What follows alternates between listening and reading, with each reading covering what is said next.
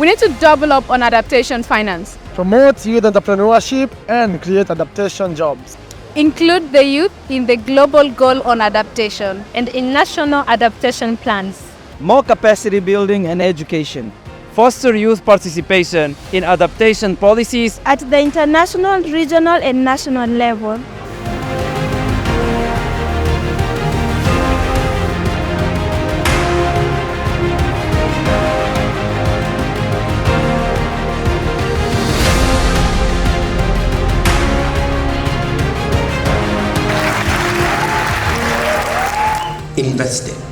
Investing in our shareholders.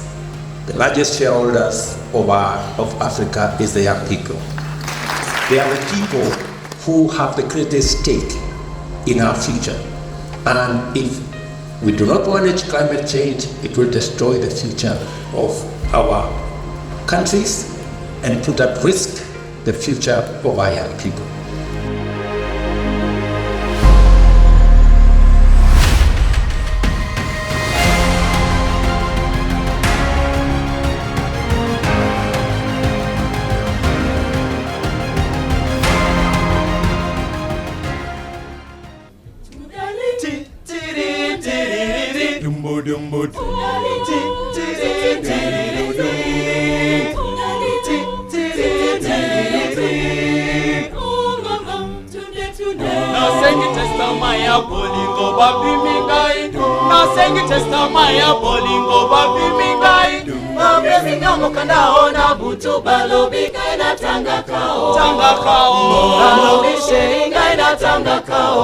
Na mituni mama zamani ningai na mema mama yakopi melangai bolingo na kati ya sanyoko conscience ya motebe bana bolingo ngai kona ninga kabite bite opesa ngai mungu ambasensio na mituni mama zamani ningai na mema mama yakopi melangai bolingo na kati ya sanyo conscience motebe bana bolingo ngai kona linga kabite bite opesa ngai mungu abasensio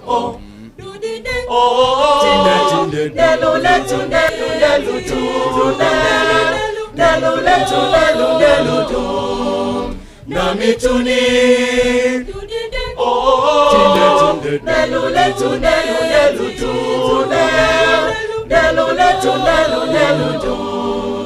na mituni mama kati ya sanyo mama beba na bolingo bite bite opesa ngai mungu ambasensio na mituni pararara na mituni bokome mandenga mboe mwana mama soki bobe kisinga sandoka mwana mama bam bam bam bam badidum bam bam bam bam bokome mandenga mboe mwana mama soki bobe kisinga sandoka mwana mama bokome mandenga mboe mwana mama soki bobe kisinga sandoka mwana mama bam bam bam bam badidum bam bam bam bam bokome mandenga mboe mwana mama soki bobe kisinga sandoka mwana mama bokome mandenga mboe mwana mama soki bobe kisinga sandoka mwana mama boko kama ndenge na kuzala boko loba fote na ngete ala mulwe boko panza marita mwana mama likolo ya sandoka mwana mama atanda bona na kulana koma misio fote na ngabata kaina sanga boko kumba bozito mwana mama likolo ya bolingo mwana mama bolingo bapekisa kate bapesa katoli bobanda boko baya toko kelana mekanga na sandoka titunde titunde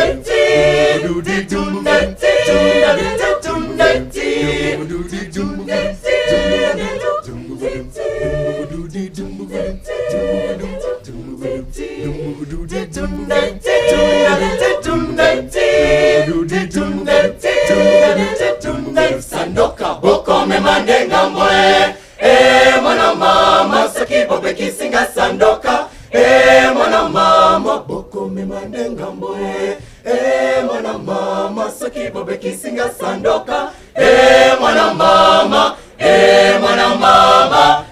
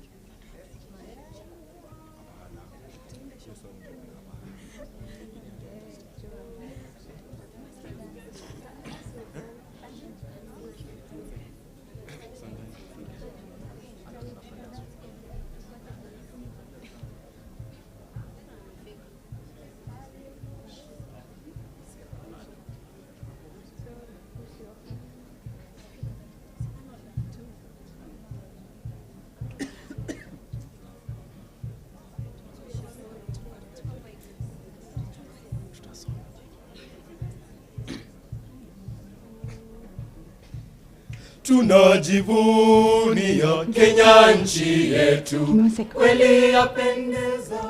Yes. Hi, good afternoon, everybody. It is off the record. My name is Adriana Valenzuela, and I lead the Youth Leadership and Education Program.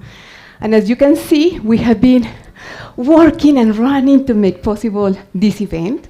Now, His Excellency Secretary General Ban Ki-moon is there, and we have the government of Kenya, the CS of Youth. We have different governments and global leaders. Then what I need a bit of your cooperation, and we need a lot of energy because it's our day to celebrate. Then what I will need is they will come in 2 or 3 minutes, and then what I will do, and maybe we practice together, if you don't mind, that I will say, ladies and gentlemen, please join me with a big applause to welcome Secretary General Ban Ki-moon.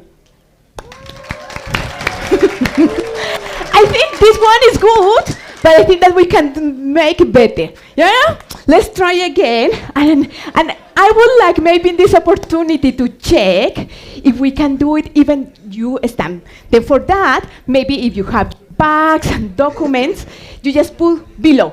Let's try again.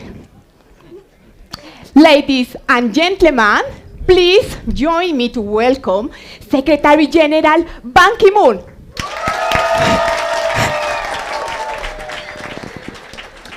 It is better, but now they are really coming. I need that everyone stand.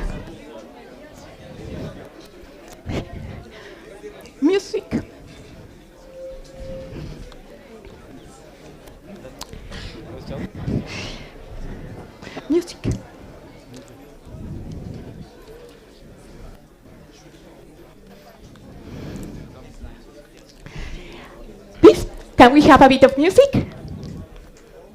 Twasherehekea chuo Nairobi kwa furaha isiyo na kifani leo. Twasherehekea chuo Nairobi kwa furaha isiyo na kifani leo. Twasherehekea chuo Nairobi kwa furaha isiyo na kifani leo.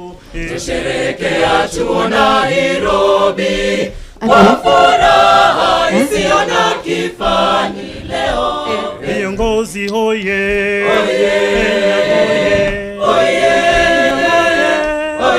Ladies and gentlemen, please join me to welcome Secretary General Ban Ki-moon and Professor Patrick Verkoyen from the Global Center on Adaptation.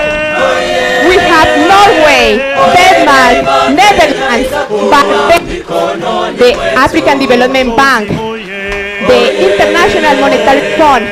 We also have the honor to have CS of Input and Sport, His Excellency Akuba. To all the young people and students and leaders, welcome. Welcome to all of you. What a beautiful celebration. We are celebrating here live, and in the meantime, that all our speakers will take a share, a minute to all our speakers to sit.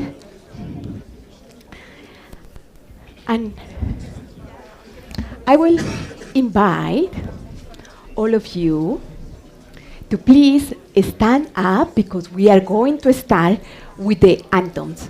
Please, ladies and gentlemen, excellencies, please stand up.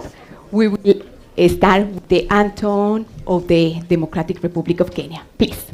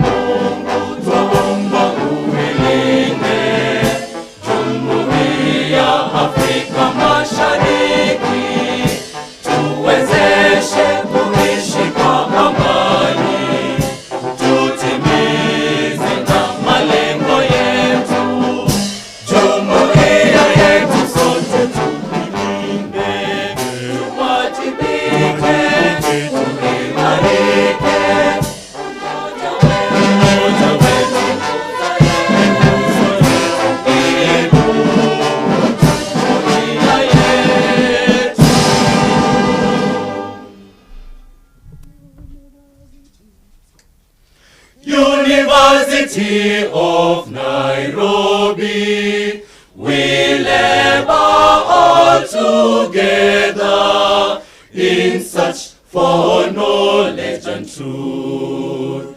We bless and honor thee. We are the pinnacle of excellence in knowledge, knowledge to serve our motherland. O Kenya, knowledge to serve all mankind. Be not angered by pride, let excellence prevail.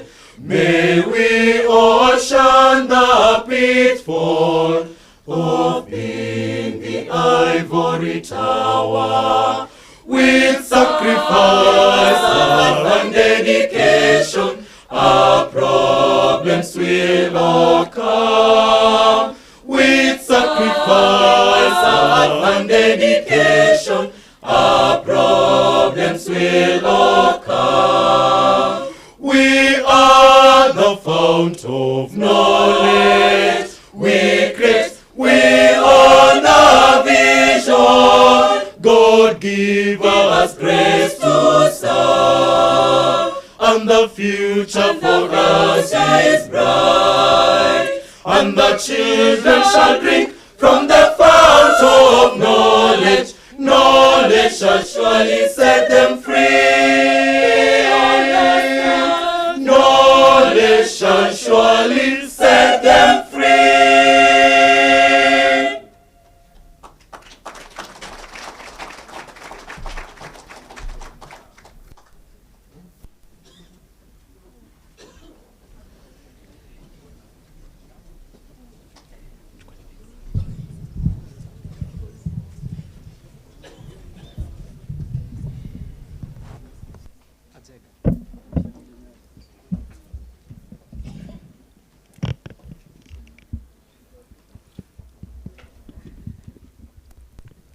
Your Excellency, Secretary General Ban Ki-moon, also to the CEO of the Global Center on Adaptation, Dr. Patrick Verkooyen, to all our distinguished delegate, CS of Youth, CS, this name is a bit difficult for me to pronounce, Avuva, Babu, exactly. Also to the President of the African Development Bank, welcome, President Adesina, to the Minister of Development Cooperation from Norway, to our Minister from Barbados, thank you very much, to our host, the Vice Chancellor of the University of Nairobi, thank you, Professor, as well, to all the people that are here, the Director of the Wangari Maathai Institute, to as well, Grace, is the chair of the elders, to many of representatives from the parliament, local governments, the national governments, youth from all Africa, from Kenya, from Nairobi, and also from all over the world. Thank you very much for being here. My name is Adriana Valenzuela.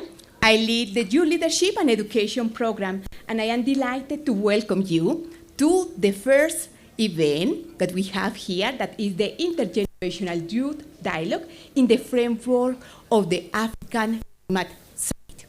Today is a day to celebrate youth leadership, that we have here young people bringing their voices, but also to celebrate African leadership and especially education and adaptation. Today we have a very exciting agenda because the microphone is working, because today what young people will do is, I will use my microphone, if it is okay for you, and breaking a bit the protocol. I will just talk with my heart. We have been working days and nights to make not only this event, but the Climate African Summit possible. And just today is a day to celebrate. It's a day to celebrate youth leadership, to celebrate African leadership, and to celebrate young people. And we are going to have the presentation of the Youth for Adaptation communique. And we want to start, because it is an important agenda, Vice Chancellor, Professor Stephen Kiama. We are delighted and thankful for hosting us. I would like to invite you to deliver welcoming remarks. A big applause, please, for the Vice Chancellor.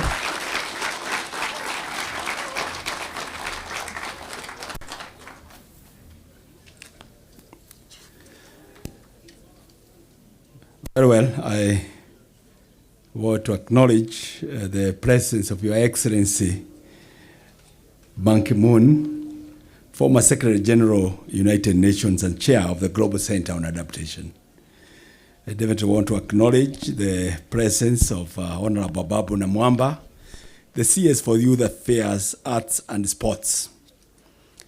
Want to acknowledge the presence of Dr. Kiwumi Adesina, President of Africa Development Bank, particularly because he supported, or Africa Development Bank generally, supported the establishment of this institute where we are today. And to acknowledge, obviously, the presence of Professor Patrick Verkooyen, who is the CEO of Global Center on Adaptation, but more particularly, Your Excellency, he is also the distinguished chair of this institute. So where we are now, he is actually the host here. I want to acknowledge all of you, including Your Excellency Gracia Machel, Deputy Chair of the Elders and former First Lady of South Africa.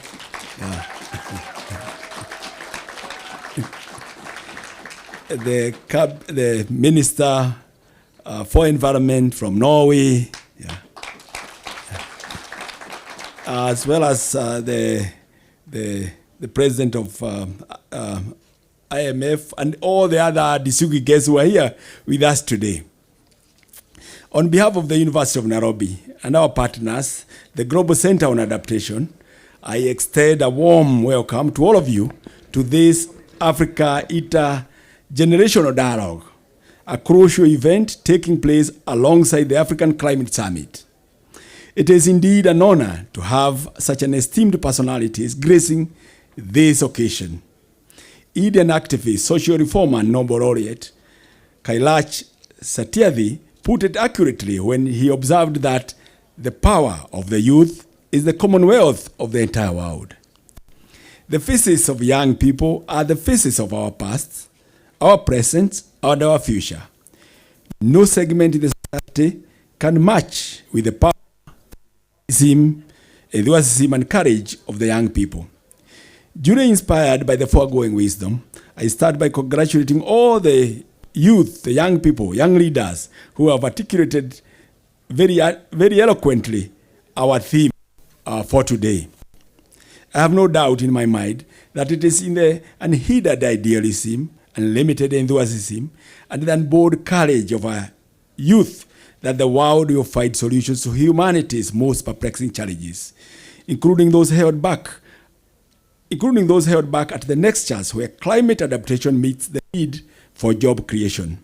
You are an invaluable inspiration and my faith in what you can achieve once provided with the right atmosphere and the requisite support systems is rock solid. I would like to express our gratitude to Your Excellency Ban Ki-moon, the former UN Secretary General, and the Chairman of the Global Center for Adaptation for gracing this event with your presence. Your knowledge and wisdom are infallible in inspiring us all to take bold steps towards a sustainable future. It is a moment of great significance that we have the privilege of listening to the insights and perspectives of different generations, especially young people. Their voices will guide us towards effective solutions and strategies to address this crisis. By engaging in this dialogue, we acknowledge that the youth are not simplistic beneficiaries, but rather active contributors of the agents of change that we require. And they are running from our experience and hope to do better. We also are pleased to announce today that through the work of our distinguished chair, Professor Patrick Fakoyen, we will be launching a new partnership with the University of Groningen on climate adaptation governance, where we expect also to work together to do a dual degree. From this, we hope to learn more about how societies are impacted by climate change and how transformative change and governance can address these impacts. To all the other distinguished guests, experts, and participants, thank you for joining us in this important dialogue. Your presence here demonstrates your dedication to the well-being and the sustainable future of Africa. We also, gentlemen, I encourage all of us to come together and become a lifelong learners for that which we hold most dear, a prosperous future for Africa, for current and the future generations. I look forward to a very successful meeting. Thank you and God bless you.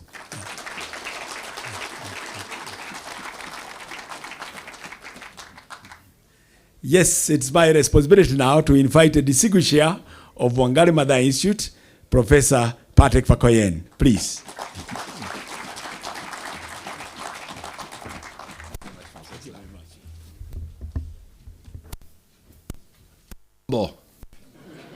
Jambo! I was here last week Monday, when we opened the Wangari Maathai Institute. And I shared a story of my 5-year-old son And I shared it also with President Adesina. I said, over the summer, I got a phone call from his teacher in Washington, D.C. And she said, your son has to be picked up from school. I said, why? It's still school hours. Why to be picked up? Well, there were forest fires in Canada. And the air was polluted in D.C., so he had to be pulled out.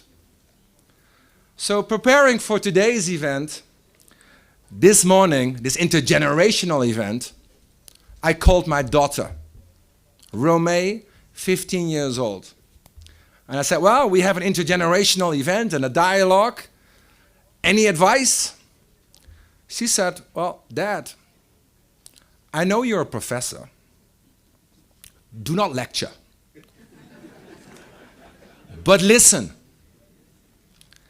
So I had a prepared speech. But I hear you very well. This morning, Secretary General Ban Ki-moon and I were in Mukuru. And over the last 2 years, I've traveled a lot in Kenya, across Africa. The message which you convey to me is very clear. Adapt or die. And this sounds extreme, it sounds hyperbolic. But the reality is this, although we're all in the eye of the storm of the climate emergency, Africa is ground zero. And the sad truth is, climate adaptation is still the poor cousin in the climate debate. Even worse, there is this war in Ukraine and a food crisis and an inflation crisis and a cost of living crisis and an energy crisis. Now we've been told climate adaptation is not just the poor cousin, it's the crazy drunk uncle who we should forget.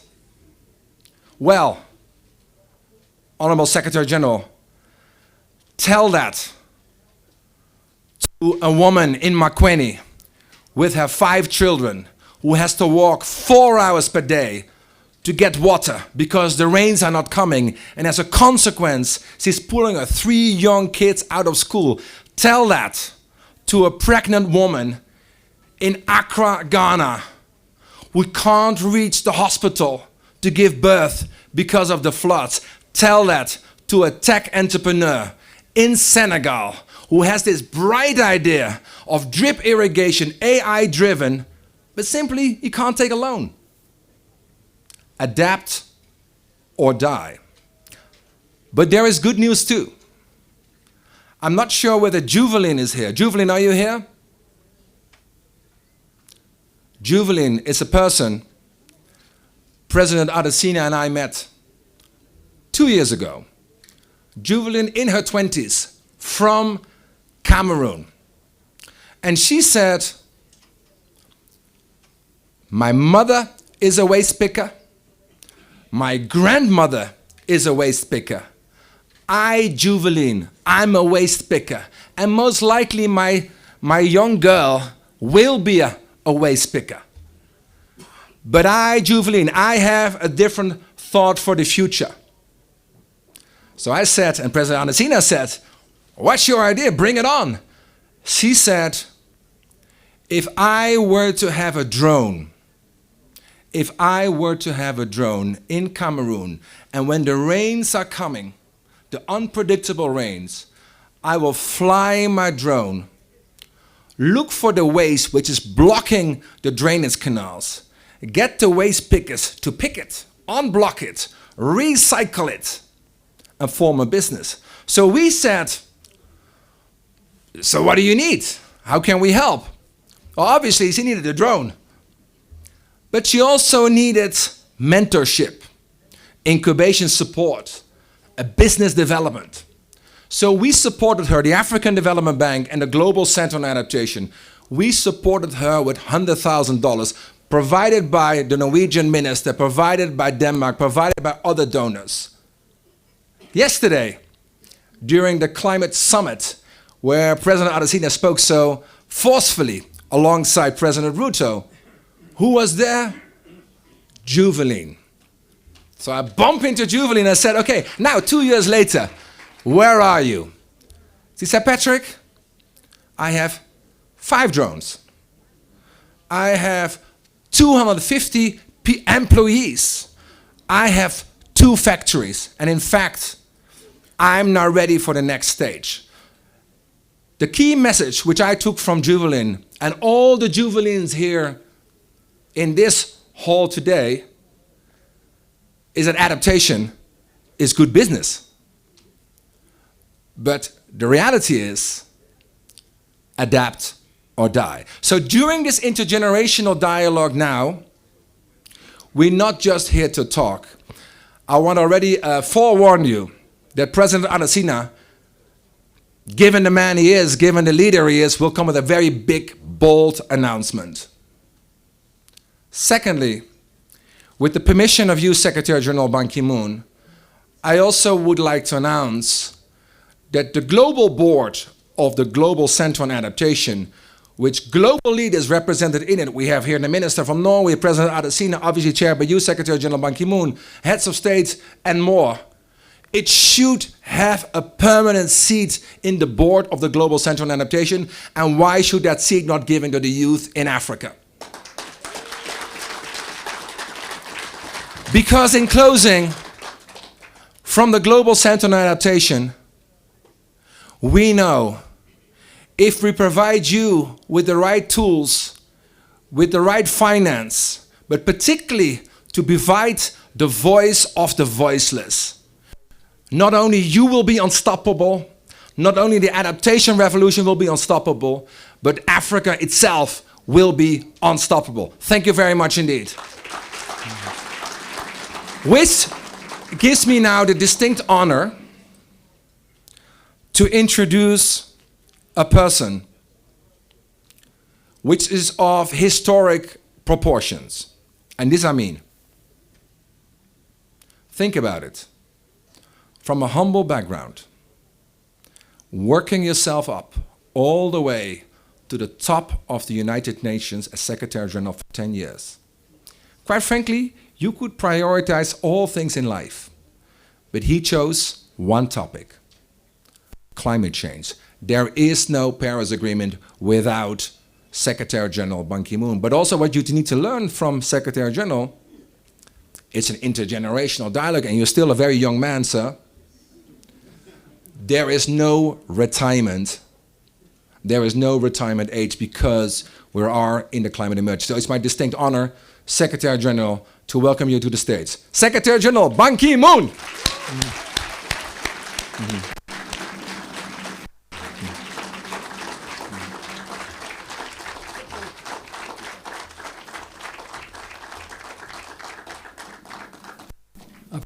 Please take a seat.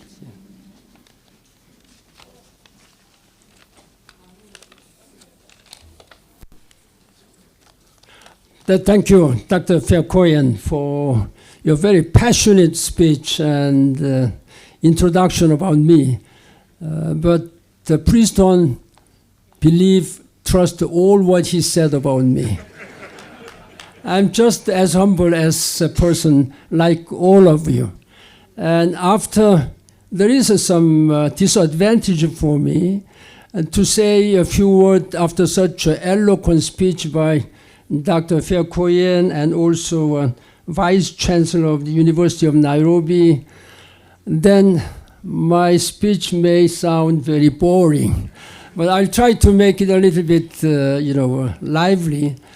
First of all, it's a great honor for me to say a few words in front of all young generation, our future leaders, and also with all distinguished guests, to say a few words about adaptation. Before this, with some humble mind, I planted a tree, just as Nobel laureate Wangari Maathai did. I think with that same mind and commitment that she did for international community, for our planet Earth and our humanity, this Global Center on Adaptation now is really trying. It's a very young baby still, young baby. There's a lot of things to do. I, as a former Secretary General, I also joined this one as chairman of this GCA with some humble mind that I plant a tree today so that this tree will grow up for humanity and our planet Earth. Thank you. I'd like to also, I cannot go without recognizing the presence of this very special lady, daughter of Africa, Graça Machel.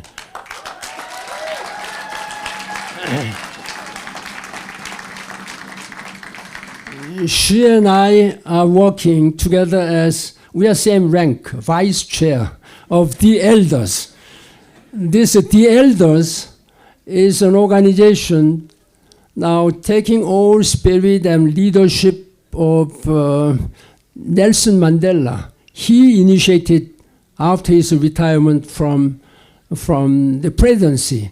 And I am honored to work together with your daughter of Africa as a vice chair.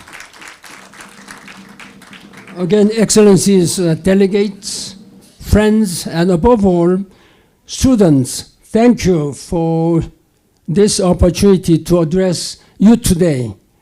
I'm looking at the young people in this hall, and your faces fill me with hope. Hope for the future, which is in your hands. I have been speaking all the times to the young people. Have passion and compassion, raise your ambition, and be global citizens. Your nationality may be proud. You may be proud of whichever country you are from. But we are all one of the global citizens. The national boundaries do not mean much. When I was a young boy like yourself, 18 years old, I was fortunate enough to meet the President John F. Kennedy at the White House. He told us, including me, that political leaders were not talking each other. Of course, at that time, strict the Cold War era. The national boundaries do not mean much. National boundaries meant a lot. The national boundaries were very high and strict. You could not travel from one to another. But he said he foresaw the world in the future. National boundaries do not mean much. The question is whether you are ready to extend your helping hand to other people. This is exactly why we are sitting here. We need to have compassion. There are many people who are passionate, too passionate, but they lack compassion for others. This Global Center on Adaptation is small, but with dedicated persons and compassionate to save our humanity, to save our planet Earth. This is what I am going to say. Now, the best hope for our future, the planet's future, lies with the decisions we take now today.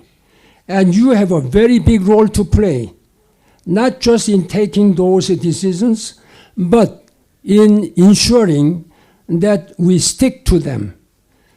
Promises have been made to double adaptation finance as part of the wider climate financing that we urgently need to get to a destination of stability, security, and prosperity, and common prosperity. It is important that these pledges are honored. I am certain they will be, but we all need to keep this agenda front and center. And your voices are vital to do that. I'm again asking young generations, you are going to be soon the leaders of this society, but you have the right to challenge your leaders of today. I've been speaking out. that challenge your leaders. Tell them that this world is the place where we are going to live. My children are going to live. Make sure that this world remains sustainable, climate friendly. You have the right to do so. If not, use your voting power. Voting power. That's what I have been speaking to many young people. The world today is home to the largest population of young people in history. 42% of the planet's population is under the age of 25. So that means our humanity is very young, very young. Almost 9 out of 10 young people live in developing countries where climate change impacts are hitting the hardest. Here in Africa, young people will number 830 million by 2050. Here in Africa, like nowhere else, your lives and career opportunities are being threatened by climate breakdown and by lack of ambition from developed nations to push harder on adaptation. But unless we scale up climate finance massively, the future is incredibly bleak for this generation and the next generations. The Global Center on Adaptation latest report is blunt. It states that adaptation flows to Africa must increase tenfold from $11 billion to $106 billion per year. I'm asking President Adesina, you have a very important, serious responsibility to make this happen. So let's give him big hands.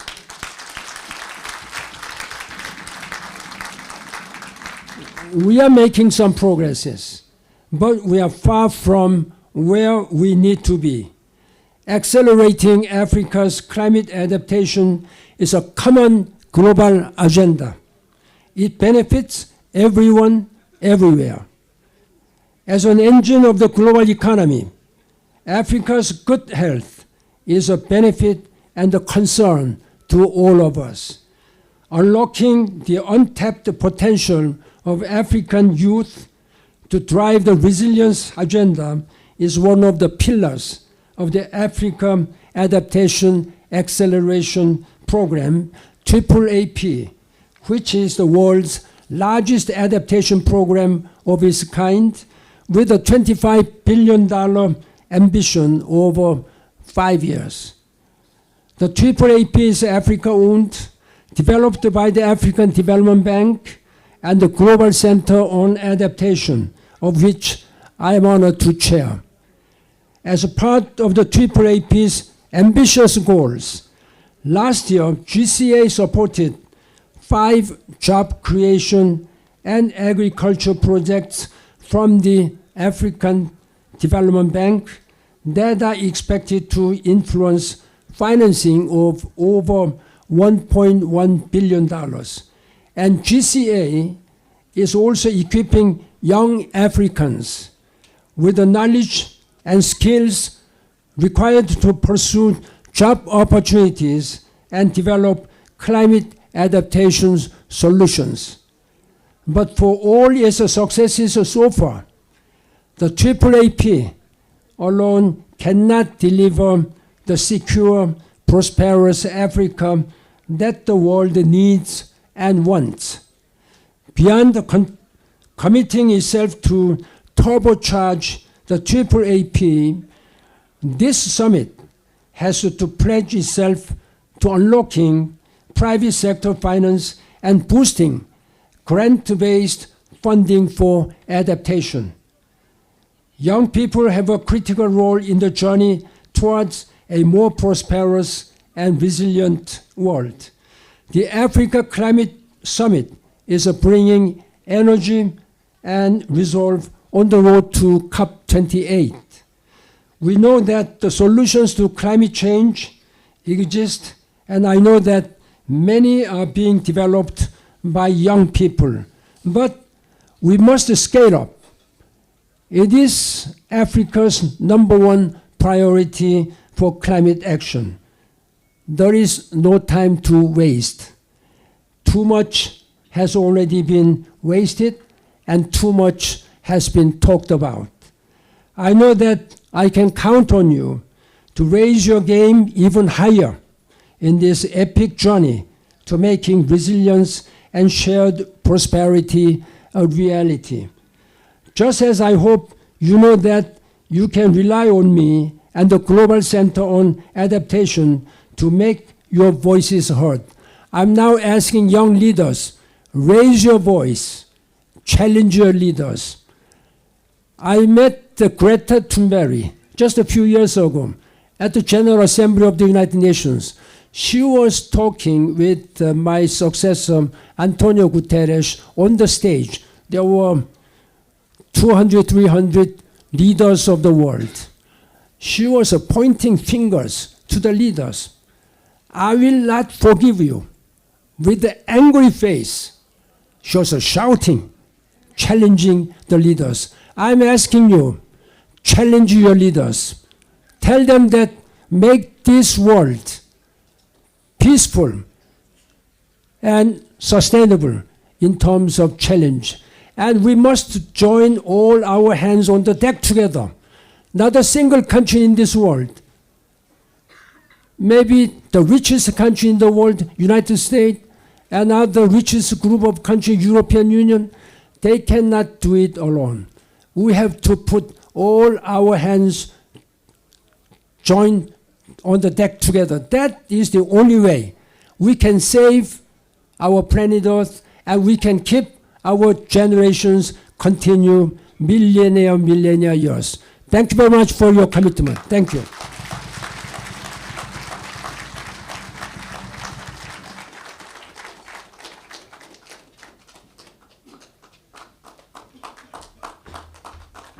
Thank you again, Secretary General Ban Ki-moon. Give it again. Thank you for being such a source of inspiration, as not just for the global community, but also for me personally. Whether it's morning, Thursday 4 a.m., or it's Monday morning, you will receive a phone call of Secretary General Ban Ki-moon, because more needs to be done. It also tells me that leadership matters, personality matters, and that's why I'm so honored to introduce the next, not just African leader, but global leader. Over the last few years, I've met a man from Africa who does not see constraints, who pushes harder than everyone else of us combined. When I come with an idea, he's not good enough, more. When I come forward with another idea, well, actually quite nice, better. There is a man on finance, it's a man of Africa, and I'm humbled to consider him my mentor and very close friend, even my big brother, President Adesina. Please, sir, the floor is yours.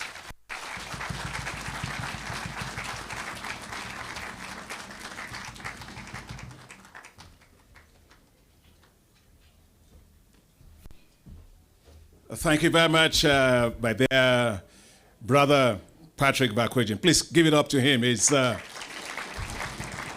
only found very few people that have his level of energy, dynamism, passion, commitment, and just do it, stickability kind of a thing. And he and I talk all the time, and thank you for all of what you do at the Global Center for Adaptation.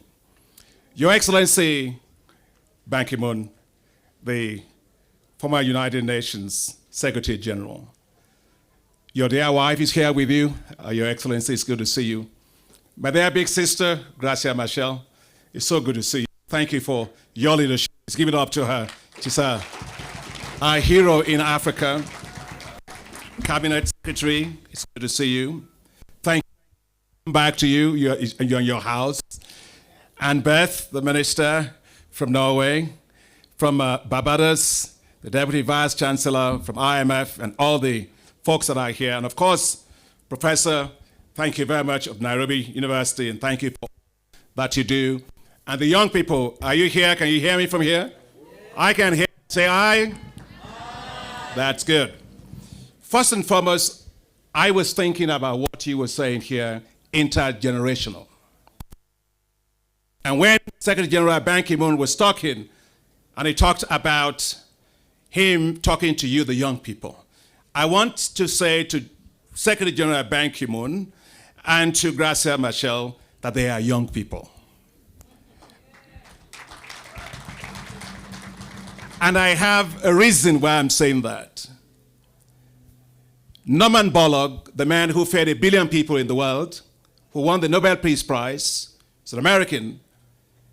When he was 80 years old, he had finished working, developing the wheat varieties that fed the world. And there was yet much work to be done in Africa.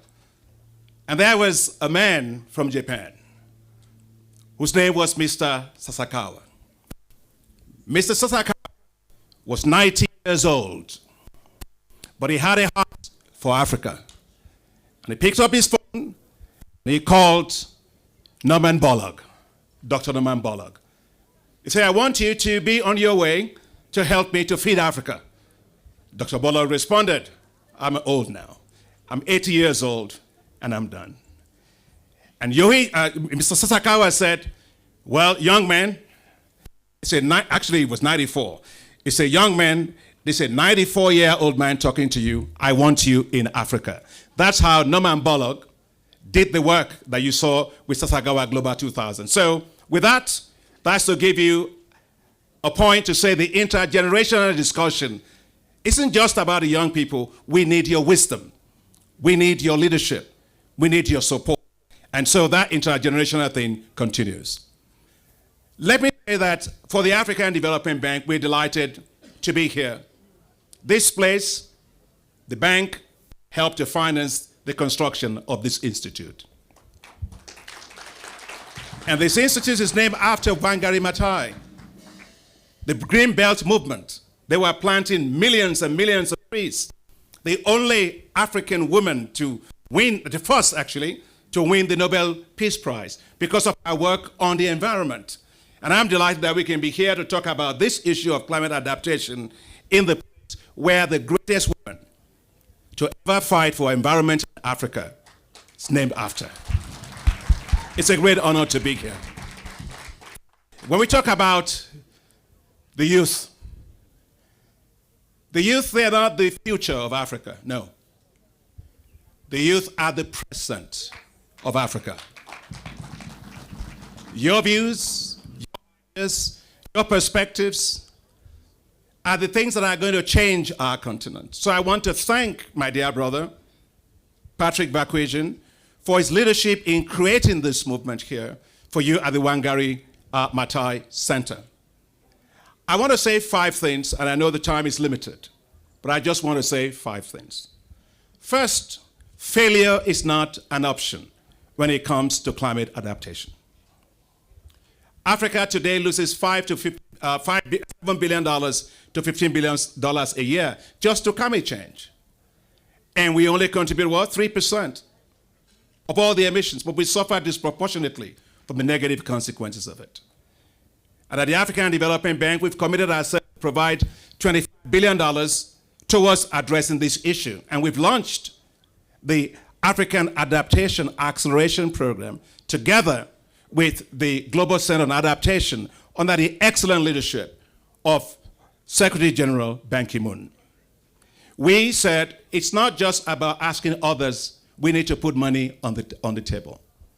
The African Development Bank has put on the $12.5 billion.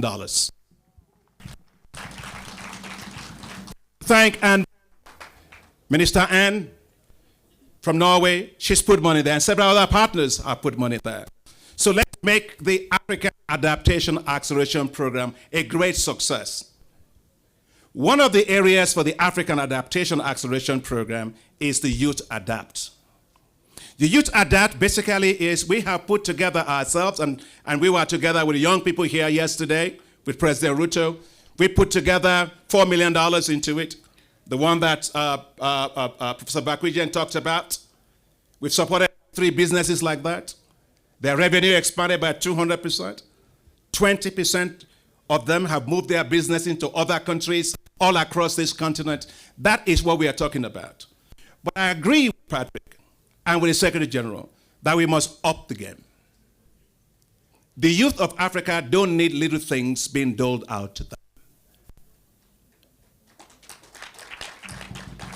As I said yesterday, the greatest risk for Africa is not investing in its youth. We have no choice. We have to invest in the youth. And so I'm delighted today, as I said yesterday, to announce here that the African Development Bank, together with the Global Center on Adaptation, are launching right here and now a $1 billion facility Youth Adapt for Africa's youth. That's it. And I want to say that our dream, our hope, is to make sure that this continues to grow. So if you are here and you want to be part of this movement to create solutions for Africa, whether it's in agriculture, whether it's in renewable energy, whether it is in water and sanitation, whether it's like the guy with drones and so on, can I see your hands up? Wonderful. Now we're going to do something then. Can you please just rise? Just be away for 1 minute. I'm not going to take long. In Africa, we have a tree that's called the baobab tree. It's the biggest tree you can find. When we want to solve problems, our elders go around the baobab tree. You try and put your hand around the baobab tree, it can't. Right? So please, I would like your excellencies to join me. Just rise. Just hold hand of the person next to you. Because Secretary General Ban Ki-moon said we got to take action with compassion. All right? Are we ready? Thank you very much.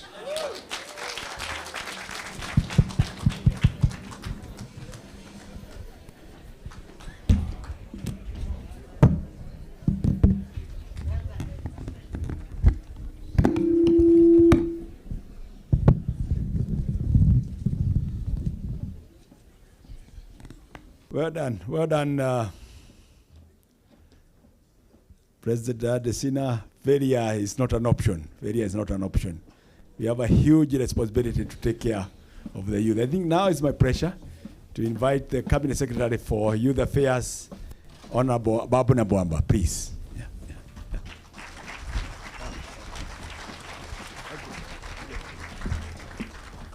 Let's do it. Can we repeat that? Let's do it. Let's do it. Excellent. Your Excellency, Secretary General Ban Ki-moon, and your spouse, let me recognize your spouse, your Suntek, Professor Patrick Vaikinen, Director, Global Center on Adaptation, and also the chair of this incredible Wangari Maathai Institute. My brother, the ADB president, Dr. Adesina, and I must really applaud the $1 billion fund that is really, absolutely, without a doubt, a game changer. Let me also acknowledge Your Excellency, Mama Africa, Mama Gracia Machel, and honorable colleague ministers who have joined us here this afternoon. Honorable Carrie Simmons, Minister for Foreign Affairs of Barbados, and Honorable Anne Vinen, Minister for International Development of Norway. Excellencies, ambassadors, and high commissioners who are here this afternoon, and most importantly, the youth of Kenya, the youth of Africa, the youth of the world. You really are the anchor of this conversation. And to us all, I say, Jambo, a good afternoon. To all of us who are our visitors, I say, Karibuni Kenya. This is the land of Hakuna Matata. It is a very special privilege to convene at this incredible institute, the Wangari Maathai Institute, for an intergenerational dialogue on Africa driving climate adaptation solutions. This momentous occasion provides an opportunity for us to discuss the most pressing issue of our time, climate adaptation through intergenerational lenses. I wish to extend a very cordial welcome to Your Excellency Secretary General Ban Ki-moon, and you, my brother, Dr. Akinwumi. Your presence here is such a special reflection of your commitment to combating climate change and finding sustainable solutions. On behalf of the government of the Republic of Kenya, I express our gratitude to the GCA and the Wangari Maathai Institute for the exceptional efforts you have put forth to bring this session together. Thank you very much, and that we say in Swahili, asanteni sana. Ladies and gentlemen, as we congregate at this Wangari Maathai Institute, it is fitting that we take a moment to pay tribute to the extraordinary legacy of Professor Wangari Maathai. Wangari Maathai, a true visionary environmentalist, Nobel laureate, continues to inspire not only Kenya, but the entire globe. Her unwavering commitment to protecting and restoring the environment while empowering local communities through her iconic Green Belt movement exemplifies the ability of a single person to catalyze change and have an enduring impact on our planet. Today, as we gather at an institute appropriately bearing her name, let us remember her words, and I quote her. We owe it to ourselves and to the next generation to preserve the environment so that we can leave our children a sustainable world that benefits all, end of quote. And as we seek to preserve the environment for future generations, we in Africa are constantly reminded of the unique challenges we face in the fight against climate change. Africa is home to some of the most vulnerable communities who are disproportionately affected by the impact of climate change. With each passing day, the effects of global warming become more evident and destructive across our continent. Despite the challenges, Africa has a unique chance to build a sustainable future. The continent possesses the potential to grow its economy and achieve prosperity without exacerbating the climate crisis. The key lies in prioritizing adaptation. And as has been said, we either adapt or perish. There's no choice. As demonstrated by the impressive young entrepreneurs from Kenya, adapting climate-smart solutions will drive a resilient green growth that contributes positively to the climate. Our youth can imagine that future. And I agree, you great young people are not leaders, are not thought leaders of tomorrow. You are thought leaders, you are leaders of now, the present. At the Youth Climate Assembly this weekend, young people from across the continent came together to indicate their firm belief that climate action has the potential to improve lives and uplift families. I want to assure you that their belief holds true, and Kenya wholeheartedly supports this cause. In Kenya, government has demonstrated its commitment to climate action through various initiatives across all ministries. Under my decade, the Ministry of Youth Affairs, the Arts and Sports, for instance, we are imagining and acting in a deliberate, in an intentional and structured manner around climate action. Kenya was the first country in the world to ratify the Sports for Climate Action under the United Nations Framework Convention on Climate Change, and to implement this convention. As part of implementing this convention, Kenya has already installed air control sensors in 5 sporting facilities across the country. The data from these sensors is already enabling us to put in place measures to control air pollution around sporting venues, thus ensuring our athletes train and compete in a clean environment. As part of this deliberate action, we are also recruiting a 1 million youth green army as climate action warriors. And this is a warrior movement to support His Excellency President William Ruto ambitious plan to plant 15 billion trees in 10 years by the year 2032. We want to increase Kenya's forest cover, which is a meager 12%, to at least 30%. This initiative is not just about planting trees, it's about protecting, nurturing the environment, ecosystems, mitigating the impacts of climate change, creating botanical gardens across all our counties, and safeguarding our future. We have also had measures on green skills for the youth during the National Youth Week and the International Youth Day, celebrated a couple of weeks ago. In about a month or so, we will be hosting the Youth Connect Africa Summit that will bring 20,000 African youth to Nairobi. And this will also be an occasion to mobilize the youth of Africa around climate action. I'm aware that we have to release you, Your Excellency, to go for your next assignment.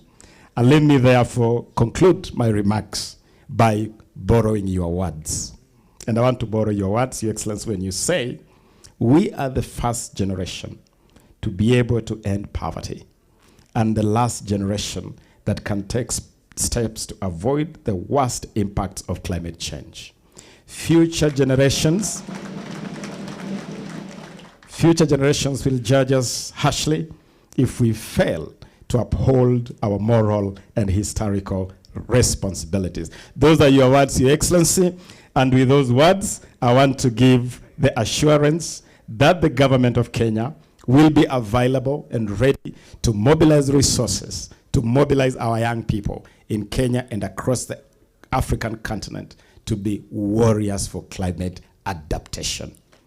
Thank you very much.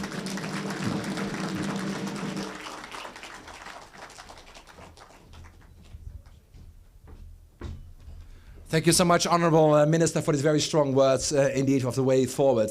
Secretary General Ban Ki-moon, there is something, when you start moving in a chair, I know something is happening. And that's true, because you're going to see President Ruto, indeed, in 14 minutes, and the clock is ticking. But before we leave, Zat, I think it's good that you could come to the stage now briefly, because it would be good if you could just give the Secretary General a message to take with him to meet with President Ruto in 13 minutes. Definitely, thank you, Your Excellency. And for the past months, we had 5 consultations thanks to our young leaders standing there in 51 African countries. We were able to gather the voices and the recommendations of African youth on adaptation. And you will find our youth communique under your seats, Your Excellencies, which you can check right now and take with you as a message from us as African youth on our demands. And because we believe it's time for you to join our hands, because together we can go far.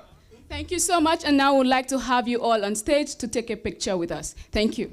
We will take, thank you very much, a big applause for them. They have put together the Youth for Adaptation communique. And then we would like to invite all our distinguished speakers to stand up.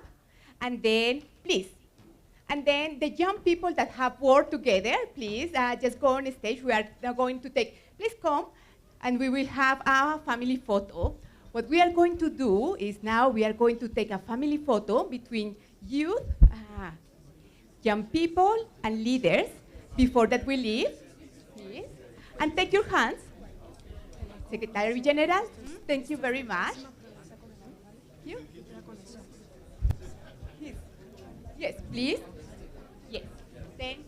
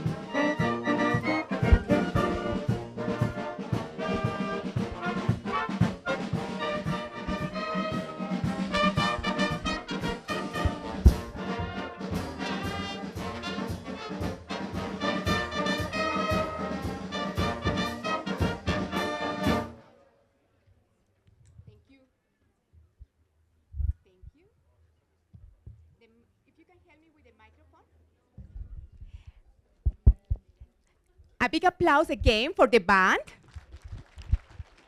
Thank you very much. And we will continue with the agenda. Now I will invite all the young speakers to please take the first row, because now we are going to also hear what young leaders from all over the world have done to prepare and to stay here in Nairobi at the Africa Climate Summit, and especially during this event that is the Intergenerational Dialogue. The young people organize several consultations, forums, and they put together a Youth for Adaptation communique.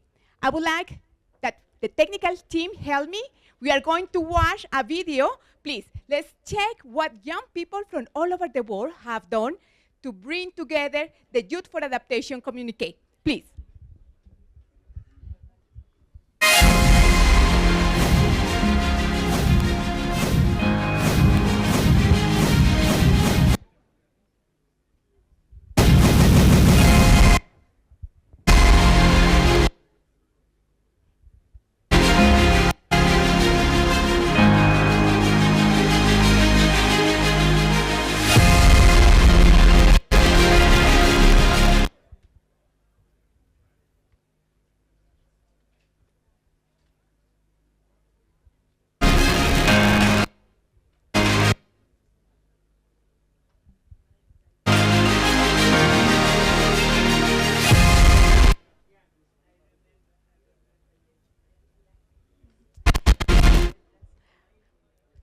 Then we will continue to know the Youth for Adaptation communique, and I want to invite young people to present what have been this round of consultations and activities around the world.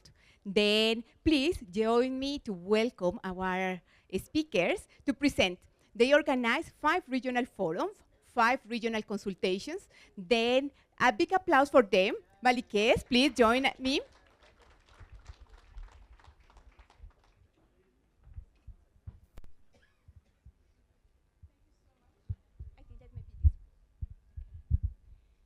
Thank you so much. Good afternoon, everyone.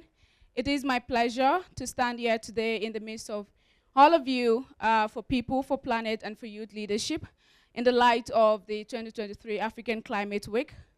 My name is Balki Salaudin Ibrahim, and I'm from Nigeria. I currently sit on the GCA Youth Advisory Panel 2023, and it's my honor to present to you the Youth for Adaptation communique, the key adaptation input to the Nairobi Youth Declaration. Young people from around the world, including myself, are calling on countries to urgently step up to deliver on doubling adaptation finance, as agreed upon at COP26. While at least 84% of countries have established adaptation finance as agreed, we're still falling short of finance. Adaptation's needs are projected to rise to 160 to 340 billion US dollars by 2030.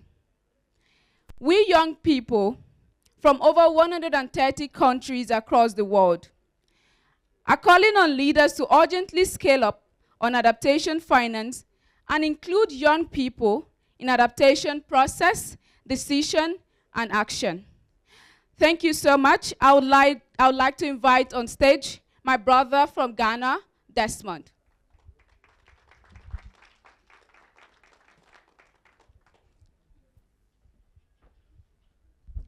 Thank you, Balkis. Good afternoon, everyone. My name is Desmond Aluna, co-founder for Green Africa Youth Organization. I'm from Ghana, like Balkis mentioned. And I served on the Youth Advisory Panel for the CEO of the Global Center on Adaptation in 2022. In 2022, we organized 7 regional youth adaptation forums across the globe. And during these forums, we were able to build up to 11,000 in the Youth Adaptation Network, young people who are acting on climate change adaptation across the globe. We were able to present our report during the COP27 in Egypt through the report that we have, Youth Engagement on the Global Goal on Adaptation. We were also able to present our report to African leaders at the GCA convened Africa Adaptation Forum that happened in September last year. Now, building on that for this year, in 2023, we have organized 5 regional youth adaptation forums across the globe. And for Africa, particularly, building towards ICA. ICA is the Africa Youth Climate Assembly that had just happened before the Climate Week. We were able to organize sub-regional consultations, 5 sub-regional consultations across all sub-regions in Africa.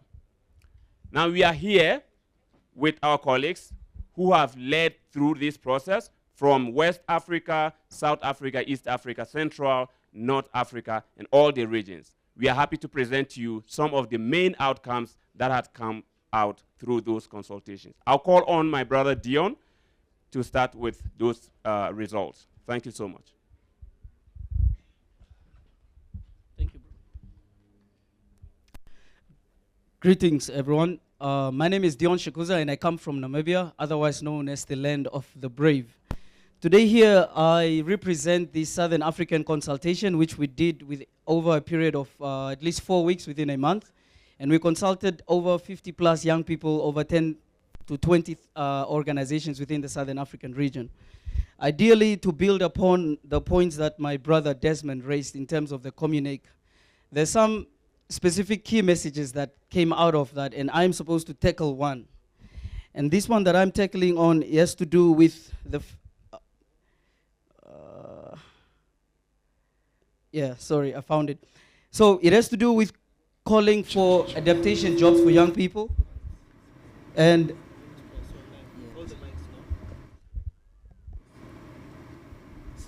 I'm going to have to switch mics, sorry. There's some background noise. Can somebody attend to it, please?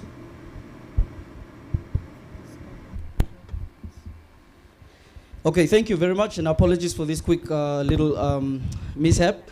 So in short, the young people are calling for creating adaptation jobs, in particular to equip young people with entrepreneurial skills and foster entrepreneurship. This basically comes from the fact that a large number of young Africans are out of school. And majority of the young Africans that are innovative when it comes to sustainable development are doing what's called frugal innovation, which is using low-level technology in order to get high-level end results. For example, a lot of young people in Kenya have self-educated and have come up with things like electric buses. So there was a big emphasis on empowering young people with income-generating activities so they can foster a resilient economic growth and also build resilience across grassroots level. In other words, promoting local sustainable development. We also further heard from young people that they need adequate adaptation finance for locally youth-led adaptation actions, which can invite more other young people because they can see there's an incentive in taking action for climate, which is one of the problems we faced in our consultation. Young people are saying, how am I supposed to make a living fighting for a planet? I'm supposed to go back home and explain to my parents and my family and actually even raise a family for myself. So when young people are equipped with the right skills and knowledge, they possess the transformative power to drive economic growth and, of course, safeguard our economies. So, in short, I think one thing I can say is young people don't only need information. That's the first. But most importantly, young people need inspiration so that they can activate that knowledge that we talk about. So in short, my point was just on creating jobs for young people and looking at an African youth from a very meaningful point of view and not passive. Thank you very much. Thank you very much, Deon. And now we have a very exciting time because we will start with the intergenerational dialogue. And I am delighted to welcome Her Excellency, Minister from Norway, and Vineran, Minister for International Development. Please, a big applause for her, and also a champion for youth leadership, for education, for women empowerment. Minister, please, thank you very much. It's an honor to be with you. Then also I would like to invite His Excellency. He is the Minister of Foreign Affairs from Barbados, and also Barbados is championing for the small island developing states. I think that a big applause we need, maybe from the back, just to see how is the back there. I cannot hear you. Let's try. Excellent. Like this is much better. Minister, maybe there. Thank you. I am delighted to welcome one of the African leaders that has inspired all of us. And a big applause for Graça Michel, Deputy Chair of the Elders.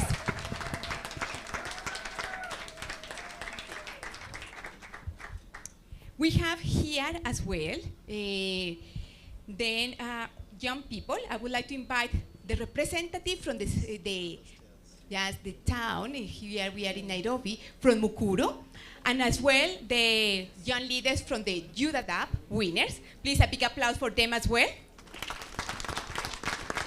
Join me here on the stage.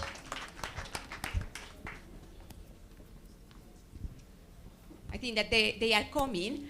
And also, I would like to invite, we have a representative from Nairobi who is also talking about how we can plant this. Teresa, please join me. Bien, welcome. A big applause. Sade, and please, Patricia, please join me here at the panel. Good to see you. A big applause for them as well.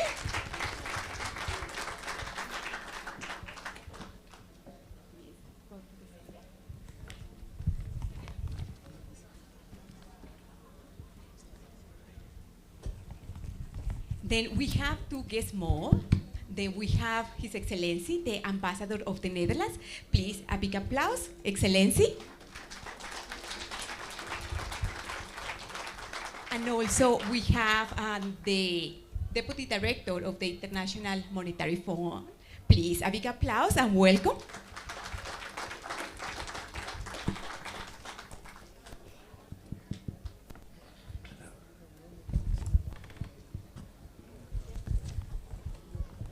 Then, welcome everyone. We are here in Nairobi, we are in Africa, and I dressed today green because today the conversation is about a green development, but also a climate resilient development. And we have here young people and also the decision makers. And what we want to start, I would like to start with you, Minister, the Minister from Norway, and she is a champion for youth leadership, Minister. Your country is one of the countries that is driving this agenda and empowering and giving a chair to young people. Please share with us what actions are you taking the lead in your country, but also supporting other nations for this transformational change. Minister. Thank you so much. And it's such an inspiration to be here. You know, sometimes facing climate change, the existential threat facing all of us, sometimes you can be really filled with despair. But today I'm really filled because we know there are so many things that we can do. There are so many technologies and tools available. We just need to scale them up. And that's where politics and people like us come into action. You know, and the technologies and tools that we do not have yet, I know that you guys will invent them.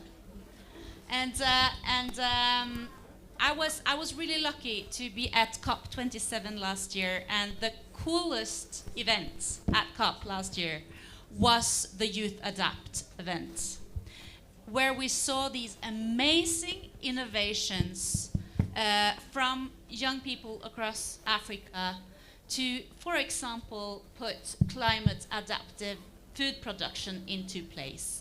And food production or climate smart agriculture is a topic very close to my heart. I want to mention that because that is one thing that I really want to see more investments on. This morning, His Excellency President Ruto opened the climate summit downtown.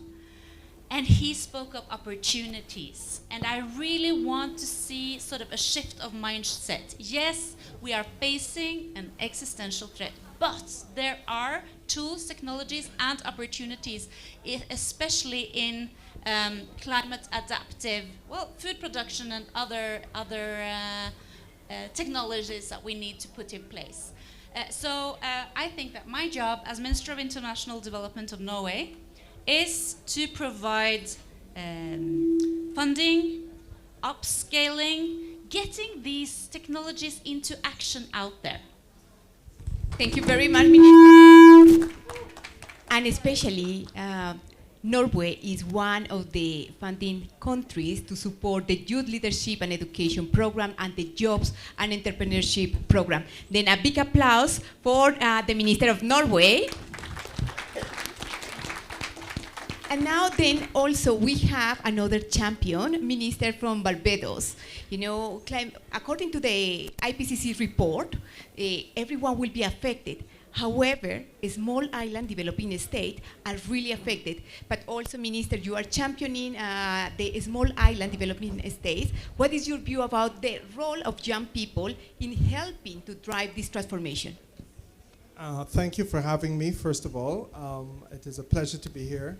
And let me come straight to the point. I think that the young people of the world are an indispensable part of the discussion that we have to have. The truth is that our generation has pretty much failed this generation that is seated right here before us, and we are now forced to play catch-up. I think that they must be invited to be part of all of the policy discussions, and frankly, that they must have the wool pulled from over their eyes so that they can see up close and personal how things are being transformed, how their lives and their livelihoods are in fact being compromised on a day-by-day basis. I give you just one example. As I'm sitting here, as we are sitting here, there are approximately 200 ships backed up in the Panama Canal. For my part of the world, 67 to 70% of the goods and the products that we consume in Latin America and the Caribbean are sourced via that route called the Panama Canal. And the simple reason why those ships can't come through the canal is because of drought. And lack of rainfall in Panama has caused the level of water to go so low that the locks that would ordinarily cause the canal to function cannot properly work. And therefore that backup is taking place and is expected to remain that way for a year because there's just not enough rain in Panama and the government must conserve water. So it means then that there is a fundamental change in terms of all of the basic expectations that young people, families, communities in Barbados, in Trinidad, in Jamaica, across Latin America have as a result of this matter about which we have no control. It is a serious thing, but we have to talk to our young people. I say one more thing to you quickly.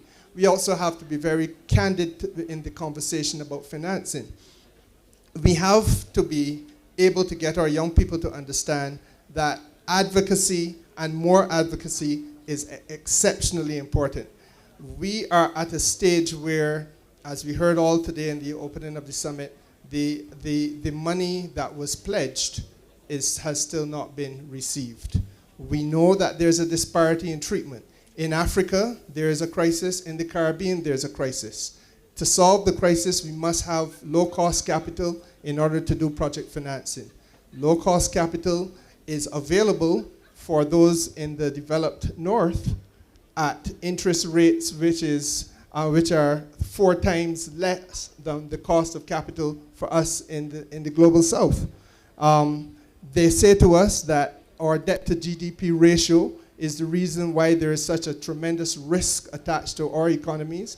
But as I sit here, right through Europe, I'm sure I could find 6 or 7 easily who have a debt to GDP ratio well in excess of 90%, as opposed to the 60% recommended by the Maastricht Treaty. And in Africa, I would find a Chad and a Malawi and a Ghana and a Kenya who are all below 60%. But the interest rates here, if Kenya was to do a major project today and needed to access funding, would be at 16% on that debt. So the reality is that there is an inexplicable disparity in treatment. And we must continue to advocate to have it corrected. Thank you very much, Minister. A big applause. And it is a perfect transition because we are talking about funding. And I would like then to ask the director of the International Monetary Fund. Young people have said that one of the challenges is accessing funding. And also, as we can see here, there is a campaign that is about Teresa, if you can stamp, I can see it as a campaign that say double adaptation finance. From your perspective, what can we do to mobilize adaptation finance, and especially to mobilize finance for young people? Please. Yes, thank you very much. Very pleased to be here with this intergenerational dialogue. International Monetary Fund is an institution that was tasked to support the global economic and financial stability. And increasingly we realize that climate change has become a major threat to economic and financial stability. And that is why in the last several years we have been integrating climate into every aspect of our work, including our annual surveillance, including our capacity building, and also including our funding, our lending. So when we talk about how to create more opportunity in terms of financing for climate and also for young people, we think several things are very important. First of all, we need to help African countries, vulnerable countries, to build policy reforms to support climate adaptation and mitigation. And that is what we try to do. We work with our partners to support countries in Africa, in Asia, in Latin America, to incorporate climate into their macroeconomic policies. The second thing that we think important is in terms of capacity building. We need to build capacity. We need to help African countries and other developing countries to increase their ability to deal with climate shocks, to deal with fragility. What we found is that many countries in Africa, many countries in the developing world are becoming more and more fragile due to climate change. And we need to help them to build capacity to deal with that fragility.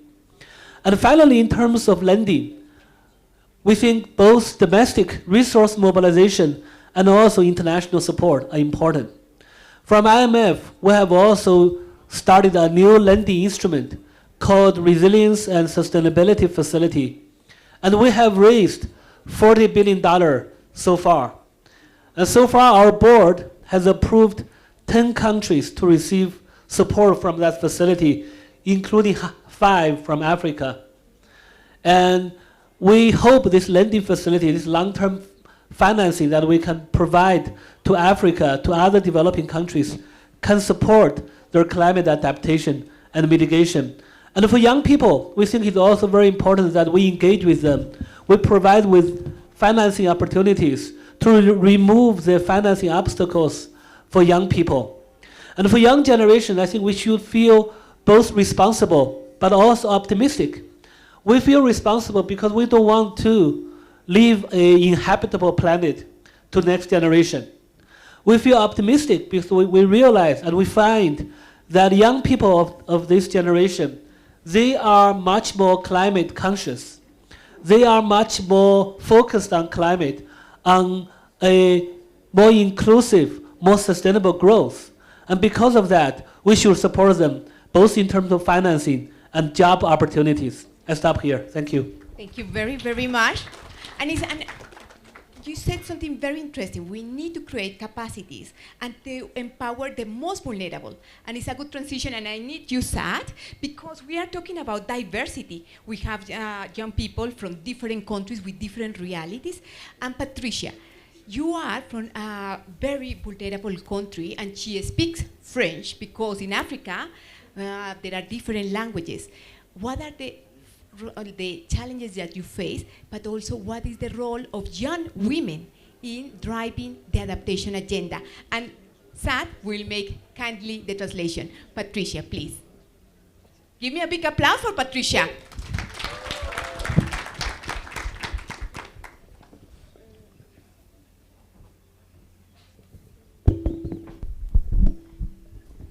Ok, bon après-midi à tout le monde. Moi, je suis Patricia Damlar, d'origine tchadienne, et je suis la coordinatrice de la consultation régionale de l'Afrique centrale. Moi, je suis tellement engagée et je fais partie de la cofondatrice de Jeunes Voix du Sahel Tchad, qui est une initiative de l'UNICEF de l'Afrique de l'Ouest et de l'Afrique centrale, Ces jeunes luttent pour le changement climatique et l'adaptation. Moi, je me suis engagée dans mon pays parce que je suis une jeune femme. Et mon pays, le problème du changement climatique est tellement vaste. Et nous avons besoin des jeunes pour relever ces défis. Je prends l'exemple du lac Tchad, qui était de 2500 mètres. Et maintenant, nous sommes à 250. Imaginez cela. Et mon peuple souffre beaucoup. Et dans mon pays, il n'y a pas tout le monde des arbres. Tout le monde des arbres parce que les paysans coupent et n'en replantent pas cela. Et moi, je me suis donné le défi de dire un arbre couplé, un arbre planté. Et aussi, je fais les sensibilisations dans les écoles primaires, dès l'école primaire, pour dire à ces enfants de protéger l'environnement, de protéger leur communauté, de protéger leur famille, tout en plantant pour avoir un monde vert. Maybe Patricia, if you allow the inside to do the translation. Hello, hello everyone.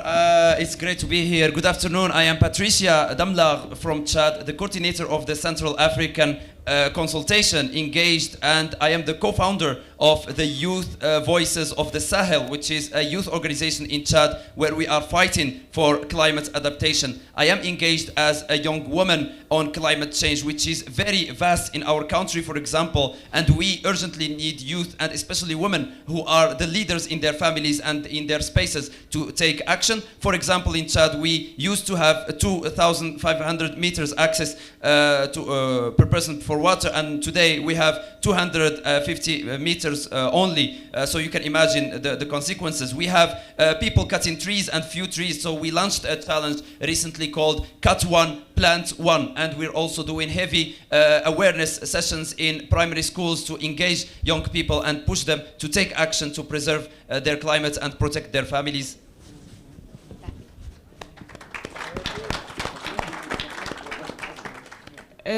Aussi, le problème de leadership des jeunes femmes pour l'adaptation du développement des compétences. Nombreux sont des jeunes femmes qui s'engagent dans la politique du leadership et de l'adaptation, mais n'ont pas l'accès à des finances et des moyens nécessaires. Compte tenu de non-accès à ces ressources, cela limite la créativité du développement des compétences des jeunes filles. Les jeunes filles ont le manque d'autonomisation et cela impacte sérieusement la vie familiale et communautaire en général. L'inégalité de sexe est le fait que traditionnellement, la femme est considérée comme un être inférieur et par conséquent réduite par des tâches ménagères et sans la possibilité de l'autonomisation et de la création. Moi, je viens du pays le Tchad et dans mon village, les filles n'ont pas droit à venir à l'école. On dit la femme, sa place c'est rester à la maison, préparer et prendre soin des hommes. Et je me suis dit pourquoi, et pour relever ces défis, il nous faut une éducation de base fondée sur l'égalité de genre, permettant à la jeune fille d'apprendre et d'accéder au secteur d'activité, et aussi l'inclusion des jeunes femmes dans les prises de décision pour la politique de leadership des jeunes femmes pour être un modèle dans le monde.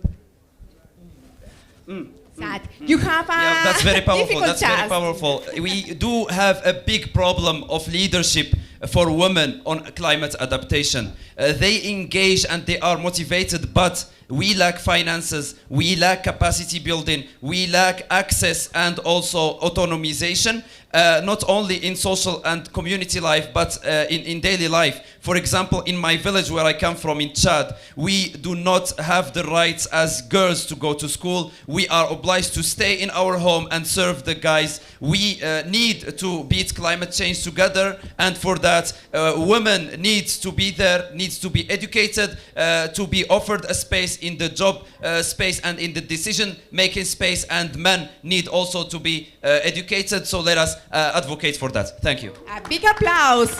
Yes, and we need young women leading and also learning from leaders like both of you, Minister and Ms. Grazie. Then what we will continue? We will continue in transition. The Netherlands have been one of the countries championing adaptation solutions. It's one of the countries that, for instance, is hosting the floating office. ambassador. Then from the Netherlands, also you have been supporting the youth agenda. What is your perspective about the connection between adaptation and youth empowerment? Excellency, please. Well, thank you so much, and thank you so much for allowing me to be here. That connection, you know, we've been talking over the last months and weeks about the role of the youth in the climate debate. And we had a lot of meetings about that. And we know that on the African continent on average is a very young continent, has a young population. But also in many of those societies, the youth do not really have an access to decision making. They do not really be part of a discussion that concerns them also. And I'm very much encouraged by what I saw today and the last couple of days also in the Youth Assembly, of the youth really stepping up and formulating what they want. And I think that's great. Why is that great? Because whatever decision is now being taken on climate adaptation will have ripple effects for generations to come. So it concerns you all.